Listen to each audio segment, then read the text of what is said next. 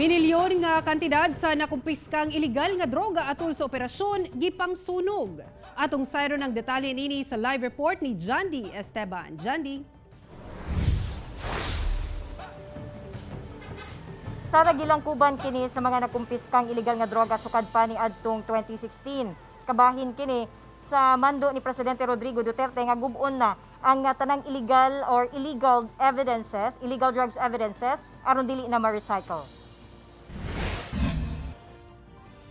Sa pagpanguna sa PDEA Region 11, kapin 14 million pesos nga kantidad sa illegal nga droga, lakip ang mga illegal paraphernalia ang gisunog kaganiha sa Camp Merisido sa Police Regional Office 11 sa Davao City.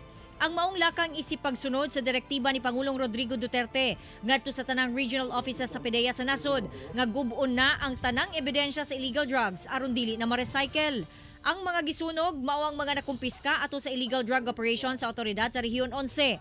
Base sa gisunog nga ebidensya, 1,000 ka drug case na sa rehiyon gikan 2016 hangtod kasamtangan ang na-clear na o nahukman na sa korte. There are cases of drugs in custody for more than 20 years na.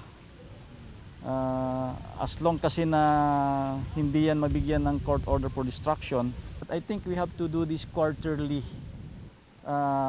to clear the cases na bigyan na ng court order. And after the quarter, there will be cases that will still remain na kailangan i-clear uli. During the inspection na sinabit namin, ito lang yung na-approve. Yung natitira will follow. Ngayon, nagkukondak kasi ng monthly meeting, yung tawag nila Enhanced Management Police Operations sila, monthly. So yun yung target naman ngayon. Sumala sa PDEA Region 11 nga nakatutok sila karon sa demand reduction sa illegal drugs. Tutok tayo sa demand reduction. Ano yung demand reduction? Ayan na, LGU, number 1. Pag ang LGU hindi nag-support, hindi nag-coordinate, walang collaboration, patay tayo lahat. Di ba? Giauhag usab sa PDEA ang padayong suporta sa lokal nga panggamhanan ingon man sa katawhan sa matag barangay aron hingpit na nga masumpo ang ilegal nga droga. Sara.